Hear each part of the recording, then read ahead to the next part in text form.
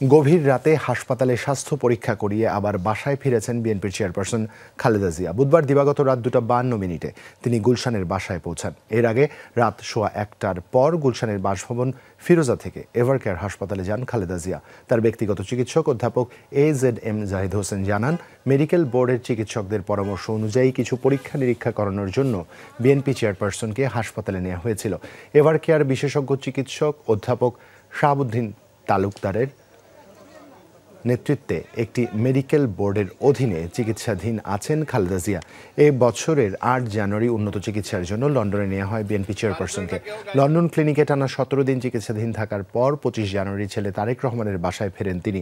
দীর্ঘ 4 মাস পর গত 6 মে লন্ডন থেকে দেশে ফিরেন খালেদা জিয়া।